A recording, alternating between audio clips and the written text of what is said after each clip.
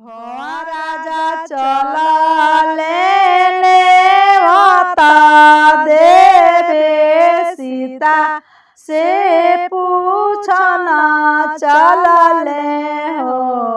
ए सीता कौन कौन गैया नेवता बीत के का रासे रूसन बाणे के कारा से रूसन ये भोआ राजा चलले नेवता देवे सीता से पूछना चलले हो ये सीता कौन कौन गैया नेवता के कारा से रूसल बाड़ू के कारा से रूसल नई हर में नेवती हो तू नाना नानी ससुरा में दादा दादी हो ए भोआ राजा एक जानी नेवती हो मोरा कौन भाई के नाम रही नई हर में नेवती हो भावरा नाना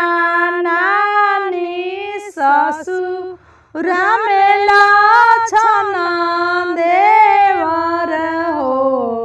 हे भावरा एक जानी नेवती हबीरन भैया जाही शेरूसन मोरा जाही ए भावरा एक में नेवती लक्ष्मण देवर एक मोरा भरत भैया हो ए भावरा एक जानी नेवती मोरा कौन भैया जाही शेरूसन मोरा जाही शेरूसन ममहर में नेवती तू मामा मामी ससुरा में चाचा चाची हो हे भावरा एक जानी नेवती मोरा कौन भैया जेका रासे रूसन मोरा जेका रासे रूसन ससुरा से आई गईले सास ससुर ममहर से नाना नानी हो ए बाबुआ एक लेना आइले लक्ष्मण देवर जाही शेरूसन हमरो जाही शेरूसन ससुरा से आई गईले चाचा चाची नई हर से मामा मामी हो ए लाला नायक तो में नाही अइले कौन भैया जाक रासे रूसल बानी जेका रासे रूसल बान जानी सासु आगा नाली पावहु नदिया पियरी जानी रंगहु हो ए सासु नाही शोभे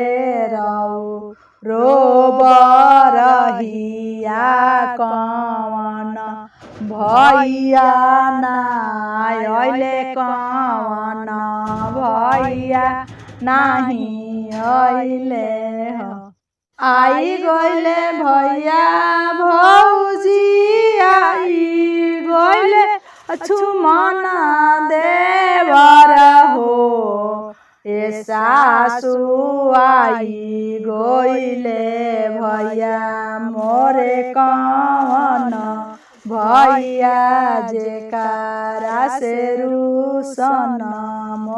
आगे आगे आवेला मोरा लाल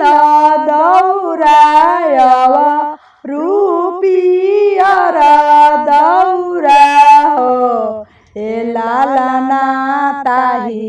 पाछायावे ले कवन भैया जेकारा से रुसन हमरो जेकारा से रू आगे आगे आवेले आगे आगे आवेला लाल दौरा पाछा से पियर दौरा हो। ए लाल ना ताही पाछायावे ले कवन भैया जेकारा से रुसन हमरो जेका। अब सासु गानाली पाहुन नदिया पियरी रंग हो। ए सासु अब रौरा शोभे ला पियरिया अब सासु गानाली पाहुन नदिया पियरी रंग हो। ए सासु अब रौर शोभेला बरही कवन भैया आई गइले कवन